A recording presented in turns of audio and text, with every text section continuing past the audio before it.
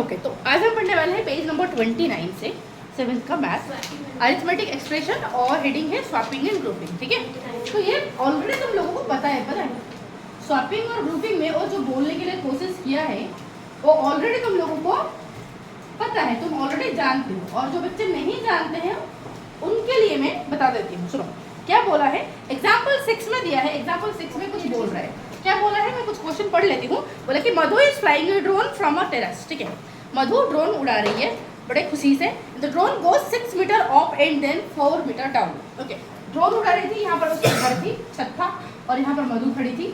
ठीक है, और जब ड्रोन उड़ा रही थी तो 6 यहाँ से ऐसे उड़ा रही थी तो 6 मीटर ऊपर गया। कितना गया? 6 मीटर ऊपर। 6 मीटर ऊपर गया। ठीक है, फिर आया 4 मीटर नीचे, फिर आया 4 मीटर नीचे, मतलब यहाँ मतलब लगभग 4 मीटर हमारा नीचे आया। बोले कि write an expression to show दो how high the final position of the drone is from the terrace. अब बताओ इस पोजीशन से ये कितना दूरी पर है? 2 मीटर। कितना दूरी पर है? 2 मीटर पर है। कैसे पता चलेगा कि कितना कैसे पता चलेगा फाइनल पोजीशन? कैसे पता चलेगा? फर्स्ट का डिस्टेंस प्लस सेकंड का डिस्टेंस। ठीक है, प्लस कर दोगे तो आ जाएगा फाइनल डिस्टेंस कितना है। ठीक है, तो फर्स्ट कितना डिस्टेंस कवर किया? ऊपर गया मतलब +6। ऊपर गया मतलब क्या है? प्लस। जब नीचे आता है तो प्लस का अपोजिट होगा माइनस। ठीक है, तो नीचे आता है तो कितना आया नीचे? -4। समझ रहे? तो ऊपर गया +6, नीचे आया -4। अब इन दोनों को जब मैं प्लस करूंगी बेटा प्लस माइनस क्या हो जाएगा? प्लस माइनस हो जाएगा माइनस। ठीक है, तो 6 - 4 हो जाएगा। तो यहाँ +6 मतलब नॉर्मल 6। ठीक है, तो 6 से 4 चला गया तो कितना हो गया? 2। दैट तो +2 मतलब ऊपर है। ठीक है, तो टेरेस से कितना ऊपर है? वो 2 मीटर ऊपर है। कितना ऊपर है? 2 मीटर ऊपर है। आई होप क्लियर हो गया, समझ आ गया ना? ठीक है, चलो अगर मैं इस बात को ऐसे ना लिख के मैं अगर ऐसे लिखती तो क्या तुम्हें समझ मतलब आंसर मेरा वही आता है क्या? देखो मैंने पहले 6 लिखी, फिर बाद में मैंने -4 लिखी। ठीक है, मैंने ऐसे लिखी 6 + -4 ऐसे तो लिखी, तो आंसर मेरा कुछ आया +2 आया कि नहीं बताओ? बट अगर मैं ऐसे ना लिख के ऐसे लिखती, पहले -4 फिर +6, क्या आंसर मेरा अभी भी उतना ही आता? जरा करो, प्लस करेंगे। यहाँ पर इसके आगे क्या सिंबल है? इसके आगे क्या सिंबल है? जब सिंबल अलग होता है, जब सिंबल अलग होता है, दोनों क्या सेम सिंबल नहीं होता है, तब क्या करने का? दोनों नंबर को माइनस करने का। क्या करने का? दोनों नंबर को माइनस करने का। तो 6 से 4 चला गया तो बचा कितना? 2। ठीक है, अब 2 लिख दिया। फिर बड़ा नंबर के आगे क्या सिंबल है? प्लस, तो इसलिए आंसर में भी रहेगा प्लस। समझ रहे हैं? इस तरीके से हम सॉल्व करते हैं। देखो मैं 6 + -4 लिखूं जो है बेटा, मैं -4 + 6 लिखूं, आंसर भी मेरा वही आया। तो मैंने स्वैपिंग करने से कोई फर्क पड़ा? स्वैपिंग मतलब मैंने जब ऑर्डर एक्सचेंज किया तो कोई फर्क पड़ा? नहीं फर्क पड़ा। तो इस चीज को कहा जाता है कम्यूटेटिव प्रॉपर्टी। क्या कहा जाता है? Commutative property. कम्यूटेटिव प्रॉपर्टी क्या कहा जाता है? Commutative property. तो इस बात को मैं ऐसे लिख सकती हूँ, इस बात को मैं ऐसे लिख सकती हूँ।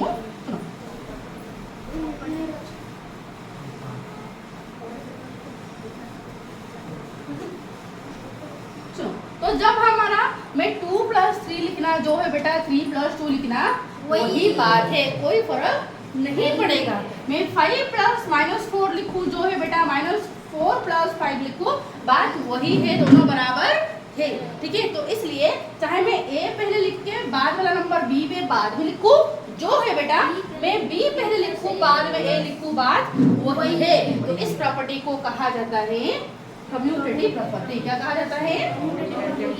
Commutative property.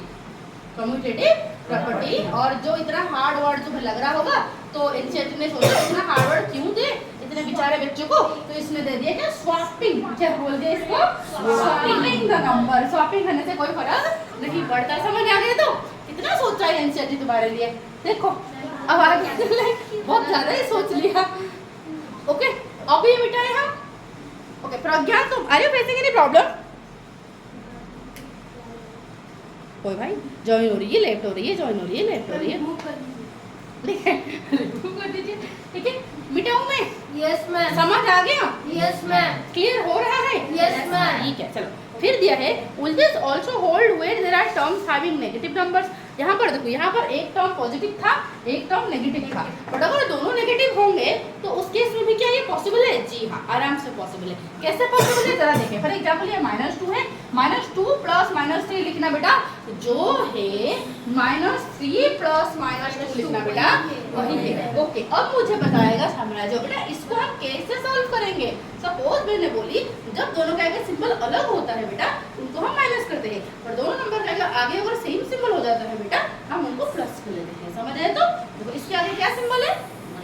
इसके आगे क्या सिंबल है? माइनस। तो इन नंबर दो को हम प्लस कर देंगे। तो 3 + 2 क्या हो गया बेटा? 5 हो गया। तो 5 हो गया, ठीक है। ओके, और बड़ा वाला का क्या सिंबल है? माइनस। तो आंसर रहेगा माइनस। समझ आ गया? तो इस तरीके से हम सॉल्व करते हैं। तो क्या हम आगे जा सकते हैं? ओके, दूंगी क्वेश्चन दूंगी, ठीक है। उलट पुलट क्वेश्चन दिया जाएगा, ठीक है। जब समझ आ जाता है तब चिल्लाते हैं मैम क्वेश्चन दीजिए, हमें क्वेश्चन दीजिए, हम उखाड़ के फेंक देंगे, ठीक है। देखो दो अगर एक बीच में माइनस रहेगा और 2 प्लस रहेगा तो एक करके दो करके हम सॉल्व करेंगे। जैसे कि बोलो, जैसे कि 6 + 6 3 + 6 माइनस +7 इसको कैसे सॉल्व करें? आराम से देखो, ये क्या है? प्लस माइनस हमेशा जब भी दोनों सिंबल होते हैं, जो दो अलग अलग सिंबल होते हैं, तो इनका मतलब हमेशा माइनस होता है। क्या होता है? हमेशा माइनस होता है, ठीक है। दो अलग सिंबल मतलब माइनस। तो यहाँ पर ये दोनों सिंबल को जब मैं एक सिंबल में कन्वर्ट करूँ तो ये क्या हो जाएगा? माइनस हो जाएगा बेटा, ठीक है। तो +6 फिर -7, ठीक है। अब देखो जरा, इसके आगे माइनस सिंबल, इसके आगे प्लस सिंबल है, तो क्या करें? सिंबल अलग हो गया मतलब माइनस किया जाएगा। तो 7 से 6 चला जाएगा तो आंसर होगा 1। बड़ा वाला क्योंकि माइनस है इसलिए माइनस। समझ आया? तो that's how we do solve. 2 term था, हमने स्वैपिंग कर दिया। ओके, अगर 3 टर्म होता तो क्या कोई दिक्कत होता? देखो जरा सुनो, और 3 टर्म होता, सपोज मैं ऐसे बोलती क्या 2 फिर +3 +4, ठीक है। अब इनका मैं अगर ऑर्डर चेंज करूंगी क्या कोई इम्पैक्ट पड़ेगा बेटा? मतलब नहीं पड़ेगा ये क्या बोल रही हूँ, नहीं पड़ेगा, ठीक है। तो नहीं पड़ेगा। कब नहीं पड़ेगा बेटा? एडिशन में नहीं पड़ेगा और मल्टीप्लिकेशन में नहीं पड़ेगा। क्या डिवीजन में पड़ेगा? जी सर पड़ेगा। कैसे पड़ेगा? देखो जरा सुनो, मैं तुम्हें दिखाती हूँ। फॉर एग्जाम्पल मैंने किया 4 + 2, 4 + 2 कितना होता है? 6। 2 + 4 करो, दोनों का आंसर होगा 6। कोई बात है? तो प्लस में कोई चेंज हुआ ही। जरा मल्टीप्लिकेशन को चलो, 4 × 2 लिखना कितना है? 8 है। अगर मैं लिखूं 2 × 4 इसका मतलब ये हो गया 8। तो बात सही में मल्टीप्लिकेशन में भी ऑर्डर चेंज करने से कोई फर्क नहीं पड़ता है, ठीक है। अगर मैं प्लस अगर माइनस की बात मतलब माइनस करूं, 4 - 2 जितना होता है क्या 2 - 4 उतना ही होता है? जरा बताओ। नहीं होता है, ठीक है। क्यों? क्योंकि 4 से जब 2 जाएगा तो आंसर हो जाएगा 2, बट जब 2 से 4 जाएगा तो आंसर हो जाएगा -2, ठीक है। तो इसीलिए ये सही नहीं है। अब हमारे जो कैसे हुआ बेटा? क्योंकि मैं तुम्हें बोली थी जब हम सॉल्व करते इसके आगे कुछ नहीं तो प्लस है, कुछ नहीं तो क्या है? प्लस है, ठीक है। जब किसी के आगे कोई सिंबल नहीं दिया होता है इसका मतलब वो प्लस है। तो इसके आगे प्लस, इसके आगे माइनस, तो क्या करेंगे? माइनस करेंगे दोनों को। तो 4 से 2 चला गया तो आंसर है 2। बड़ा वाला के माइनस सिंबल इसलिए आंसर आया माइनस। तो 2 और -2 तो सेम नहीं है ना बेटा, इसलिए दोनों सेम नहीं होंगे। डिवीजन को चलते हैं। मैं बेटा 4 को 2 से डिवाइड करना मतलब आंसर आ रहा है 2, बट अगर मैं 2 को 4 से डिवाइड करूंगी तो आंसर आएगा हाफ। तो मतलब ये दोनों बराबर नहीं है। तो मैं ये कह सकती हूँ as far as natural number is concerned, जब तक हम नॉर्मल नंबर की बातें कर रहे हैं तो ये जो स्वैपिंग प्रॉपर्टी सिर्फ लागू होता है किस में? एडिशन में और मल्टीप्लिकेशन में लागू होता है। बट डिवीजन सबको बोलता है नो भाई, हाँ मेरे तरफ आप आइए ही मत, ठीक है। डिवीजन में ये प्रॉपर्टी लागू होता ही नहीं है। I hope it is clear. आगे बढ़ सके, ठीक है। चलो, तो अगर स्वैपिंग प्रॉपर्टी तो हमारा क्लियर हो गया तो अब चलते हैं हमारा ग्रुपिंग प्रॉपर्टी। अब क्या हो जाता है? Grouping property. बेटा यहाँ पर तुम्हें आसान के लिए दे दिया है ग्रुपिंग, बट हमारे टाइम पीरियड में हम इसको पढ़ते थे एसोसिएटिव प्रॉपर्टी। क्या कहा करते थे? एसोसिएटिव प्रॉपर्टी, ठीक है। एसोसिएटिव प्रॉपर्टी इसको हम क्या बोलते थे? एसोसिएटिव प्रॉपर्टी, एसोसिएटिव प्रॉपर्टी, ठीक है। तो ओके, ये क्या कहता है? ये बोलता है कि तुम जब तक सपोज ये तुम्हारा ए है, फिर तुम्हारा +b, फिर तुम्हारा +c, ठीक है। तुम पहले ओके इनको जो हम प्लस करेंगे हम 2 तरीके से प्लस कर सकते हैं। क्या कर सकते हैं? 2 तरीके से मैं इनको ग्रुप करके प्लस कर सकती हूँ। या तो मैं क्या कर सकती हूँ, a + b में पहले प्लस करूंगी, फिर मैं इनका आंसर जो आएगा उसके साथ में c को प्लस कराऊंगी, कोई दिक्कत नहीं है। या तो मैं ऐसे कर सकती हूँ, मैंने a + b + c को मैंने पहले प्लस करूंगी, फिर इन दोनों का आंसर जो जो आएगा फिर मैं एक के साथ प्लस कर दूंगी। कोई असर होगा नहीं, कोई भी असर नहीं होगा, दोनों बात सेम होंगे। समझ आया तो? And this property is called associative property. इसको क्या कहा जाता है?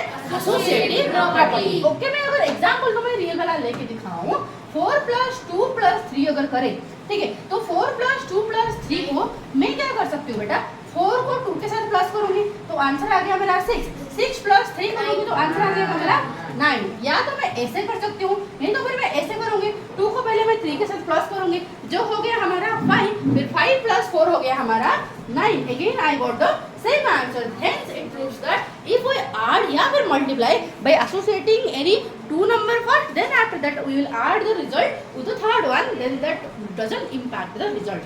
समझ आया तो? अगेन आई एम रिपीटिंग, क्या बोल रही हूँ मैं कि जब हम पहले कोई दो को ग्रुप करते हैं, फिर कोई दो को ग्रुप करके थर्ड वाला आंसर के साथ हम प्लस करते हैं, तो आंसर में कोई फर्क नहीं पड़ता। कब तक नहीं पड़ेगा? जब तक ये एडिशन की बातें चल रहा है, जब तक ये एडिशन की बातें चल रहा है और मल्टीप्लिकेशन की बातें चल रहा है। बट तो इतनी सी बात समझ आ गया, इतनी सी बात समझ आया, इतनी सी बात समझ आ गया। तो स्वैपिंग और grouping property I hope clear हो गया। तो क्या कहते हैं, मुझे साम्राज्य अभी समझाएगा। ओके, मैं तुम्हें पूछूंगी साम्राज्य अभी। ओके, फिर तुम्हें पूछूंगी, सपोज मैंने ऐसे करके दी हूँ किसी क्वेश्चन को, somehow I have written like this कि ऐसे 4 + 2 क्यों ले रही हूँ मैं बार बार, 4 क्यों ले रही हूँ मैं बार बार, कुछ अलग लगता है ना। 7 + 5 + 2 = 7 + 5 + 2। क्या ये दोनों को हम इस तरह लिखा जा सकता है कि ये दोनों बराबर होंगे? हाँ, बराबर होंगे। तो इनको मैं ग्रुप करके इसके साथ प्लस करना जो है बेटा, इनको ग्रुप करके इसके साथ प्लस करना बेटा वही है। तो this property is called what? Associative property. Very good. एक तो बनता है हाई फाई, समझ आया? तो अब चलते हैं आगे। हाँ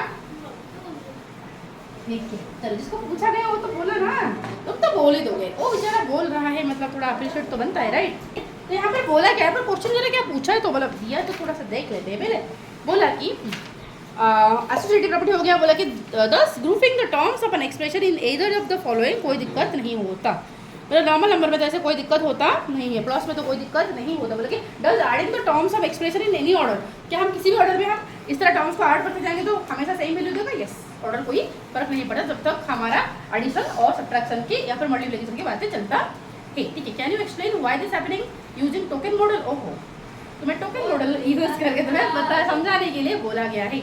ये जो 31 पेज में क्या बोल रखा है कि swapping the order of things in everyday life. ठीक है, रोजमर्रा के जिंदगी में हम swapping the order of things, चीज़ों को हम डिफरेंट ऑर्डर में प्लस करते हैं। देखो मतलब ओके, ये तो मैथ में हम ऑर्डर चेंज कर रहे हैं, बट अगर हमारा रियल वाला जिंदगी में ऐसे करें तो फिर तो दिक्कत हो जाएगा। फॉर एग्जाम्पल हम शूज़ पहन रहे हैं और फिर हम सॉक्स पहन रहे हैं, तो सही ऑर्डर क्या है? पहले सॉक्स पहनेंगे फिर शू पहनेंगे। कोई बोलेगा मैं पहले शू पहन लूँगी फिर जाके सॉक्स पहनोगे, तो नहीं होगा, राइट?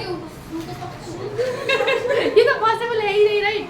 तो इसलिए हमारा रोज का लाइफ में इस तरह एक सिचुएशन होता है। कुछ केस में हम ऑर्डर चेंज कर सकते हैं, बट कुछ केस में हम ऑर्डर नहीं चेंज कर सकते। फॉर एग्जाम्पल इयरिंग की बातें करें तो लेफ्ट वाला राइट को लगा दो, राइट वाला लेफ्ट को लगा दो, कोई फर्क नहीं पड़ेगा। बट अगर पैंट वाली जगह शर्ट लगा दो, शर्ट वाला पैंट लगा दो, तो ये पॉसिबल नहीं होगा। तो इस केस में ऑर्डर चेंज पॉसिबल नहीं है, समझ है? तो यहाँ पर वही समझाने के लिए कोशिश किया गया है। मैथ में ये पॉसिबल है, नंबर के साथ ये पॉसिबल है, but in reality in life it's not possible in lot of cases. ठीक है, ओके।